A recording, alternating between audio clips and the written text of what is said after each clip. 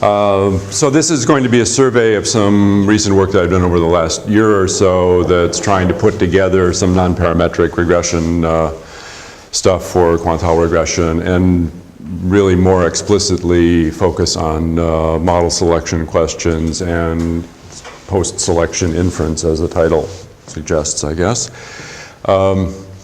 And I have a particular view of how to do non-parametric quantile regression that is, I think, at least complementary to one of several views that are around in the literature. But I'm taking this kind of penalty function view of how to do these sorts of things. So I have kind of standard quantile regression objective function, or what we sometimes call fidelity, or what Ivan Misra and I like to call infidelity, this first term here involving rho tau. And then there's some penalty that is designed to impose smoothness on the function g in the simplest situation. And so this rho function that I think everybody is familiar with is being used to choose quantiles, and the penalty function is being used to keep control over the smoothness of the function.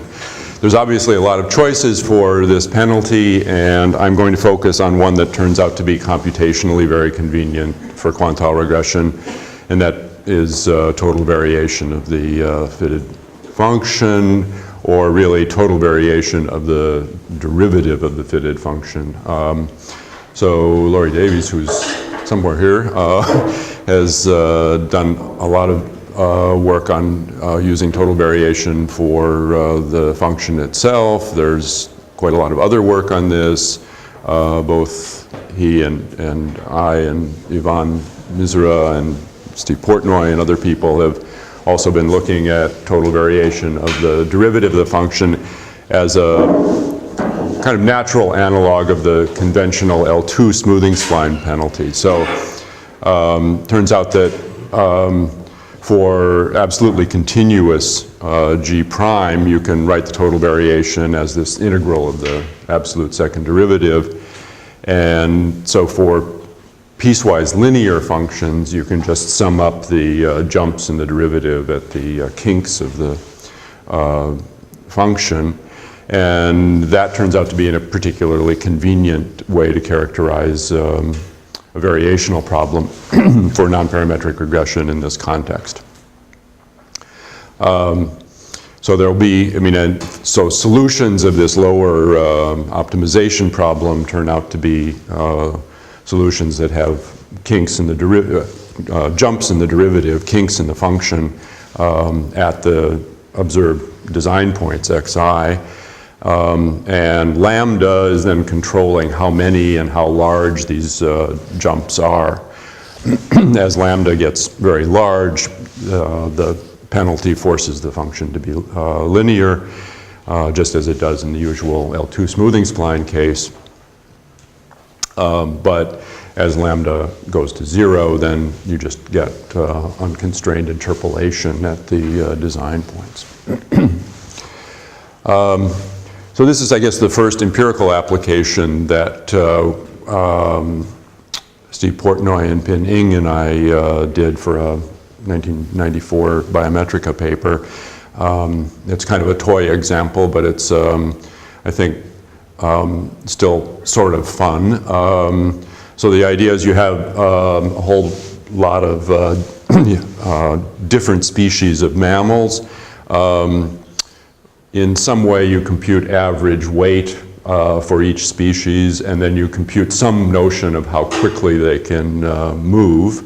That is running speed in log kilometers per hour.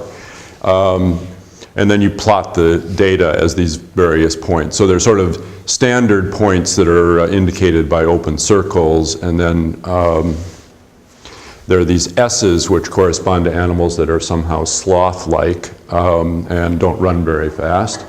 And then there are a few H's which stand for hoppers that don't have kind of conventional mode of running, but actually some of them are quite quick. And the biological question, as it was posed to us at least, was to estimate some upper envelope of this running speed relationship, which we took here to be the 90th percentile. And conveniently, for the usual reasons, these outliers corresponding to the S's and the H's don't really have much of an impact on where that curve is. But by choosing some kind of reasonable lambda in the problem that you saw on the previous slide, you get this three-segment fit to the upper quantile that seemed to be quite consistent with the kinds of things that previous just sort of visual examination of this scatter plot suggested would be reasonable. A little bit more elaborate example is something that I've been working on with some biologists in Canada on. Again, I'm a little bit chagrined to give these biological examples rather than economic ones, but I quite like this, and somehow eventually it has something to do with the edible fish population, so it has some kind of economic consequences eventually, I hope. But the idea is that we're interested in metabolic rate of fish that are on some feeding cycle, and they're put in these tubes. This is a somewhat exaggeratedly small tube, but bigger, more interesting fish are put in these larger tubes. It's possible to monitor their oxygen consumption, and from that infer something about their metabolic rate. And the interest focuses on estimating function that looks, maybe I'll jump ahead, something like this. So there are again open circles giving the scatter plot, but the idea is to estimate this lower basal metabolic rate, the kind of minimal metabolic rate for these fish if they're at rest, and then this kind of upward sloping kind of hump there is the consequence of increase of the metabolic rate after feeding. It declines again back to this basal rate, and so the idea is to find something that really well estimates the kind of minimal rate, and then also is able to capture the cycle that's due to feeding. So there are two tuning parameters here. One is the choice of this lower quantile that's going to allow us to represent the minimal rate, and the other is this lambda that's controlling the smoothness of the function. And the consensus seems to be that something like tau equals 0.1 or 0.15 is reasonable for identifying the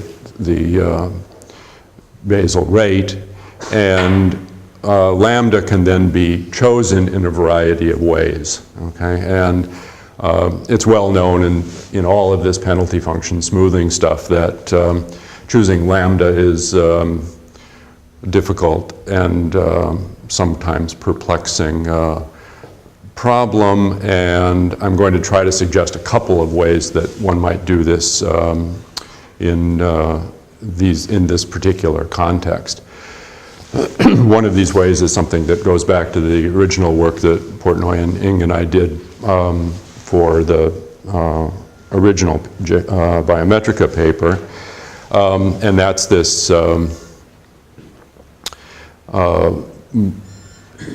essentially Schwartz criterion kind of strategy. So the idea is for any lambda there is essentially a choice of there's a determination of a number of segments in the fitted function.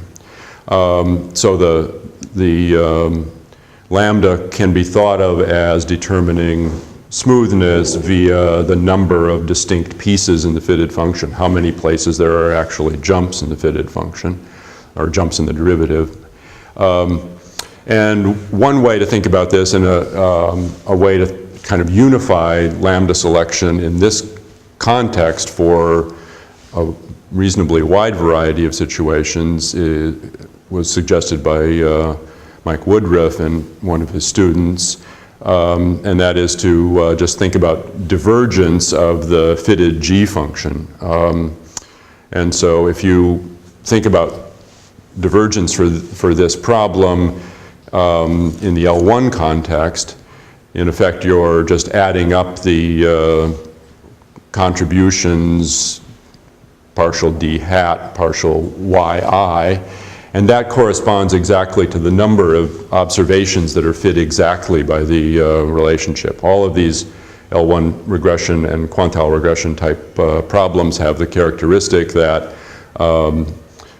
if you're fitting a model with p parameters in the standard linear setting, then you have p residuals that are 0, p observations that are fit exactly. And that extends essentially to this non-parametric setting where we can just count the number of places where we have interpolation, and those are the observations that are really controlling the nature of the fit. And at other design points, there is no contribution directly to this divergence measure, and consequently they don't contribute to this p lambda.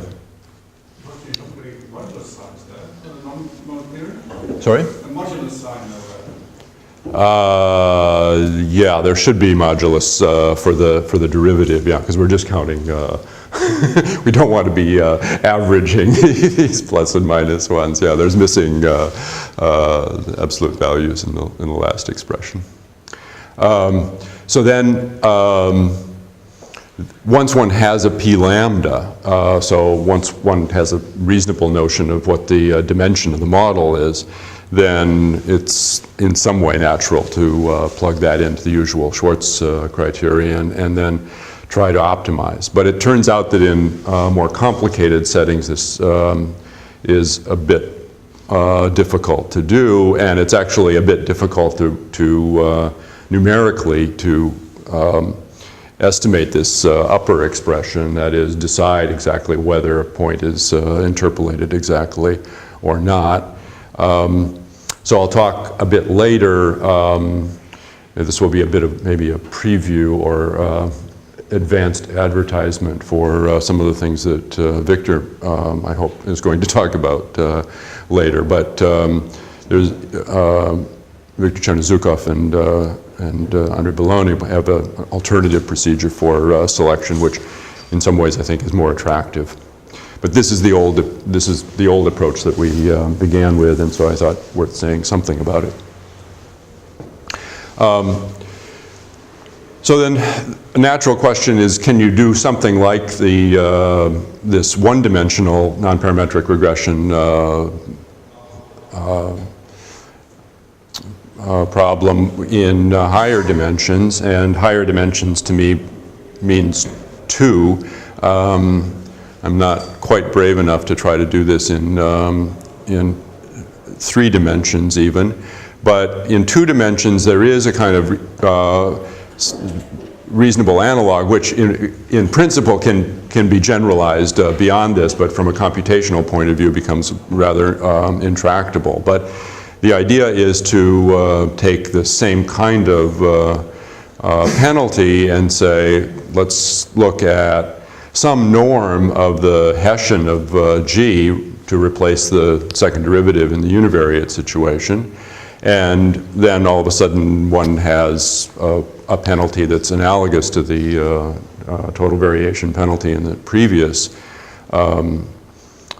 slides. But it really looks like we have something rather nasty in the way of the computational difficulty of calculating this penalty.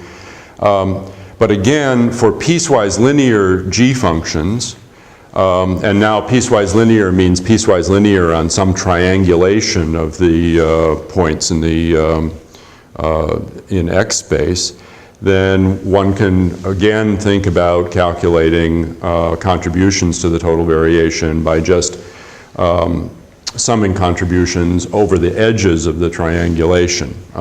Each linear piece gives no contribution to this penalty since the Hessian vanishes, but on the edges of the triangulation where the function actually bends, one can calculate quite easily what the contribution should be and then add them up, and one has a simple way to evaluate total variation. The trick, however, and the difficulty with this is that the triangulation, in principle, should be part of the optimization problem. It would be nice if we had some adaptive triangulation strategy which would iterate towards the optimal triangulation and not just fix the triangulation. But in the work that we've done, we've settled on very simple triangulation strategies. That is really the only very classical triangulation strategy, which is Delaunay. And it's an interesting open problem, I would say, to try to do a kind of further refinement of the optimization which would optimize over the triangulations. In one dimension, there's no difficulty. We have a very nice, simple characterization of the variational solution. But here we have something that really needs to be optimized over or really should be optimized over the triangulation. But at the moment, we're restricting that so that we have fixed triangulations. The way we get around the difficulty of the fixed triangulation is by adding artificial points in the triangulation region, that is in the convex hull of the X space. So this is a little bit more economic application that appears in a JRSS paper with Ivan Mizera. We had data on vacant land sales in Chicago, and all we're doing is trying to fit a surface for various quantiles of that land value surface. And so in this problem, we had only about 1,200 actual sales, but we're adding another 7,500 artificial locations in the design space in order to give a little bit more flexibility to the fitted function. And this produces a fairly large linear program to solve, but it turns out that it's an extremely sparse design matrix for the underlying problem, and therefore the standard interior point algorithms combined with standard sparse algebra is quite well suited to solving problems of this size, or actually problems that are considerably bigger than this.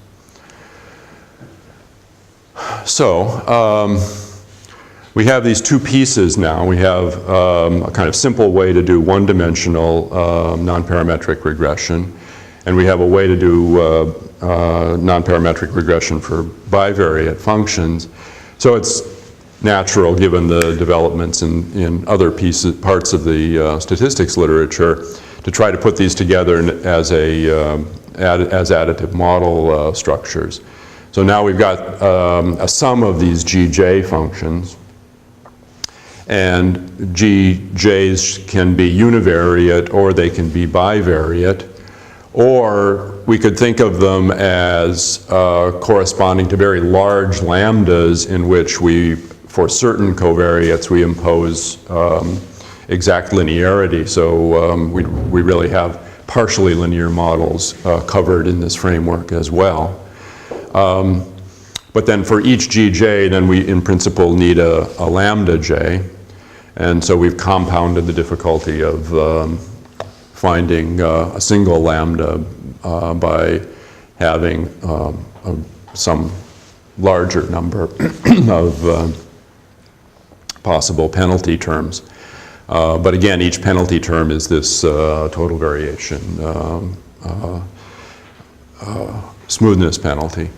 Now, it it turns out that because of the piecewise linearity of the fitted functions, it's actually relatively easy to impose qualitative constraints on the G's, and I think for a lot of purposes that's a quite useful thing to do.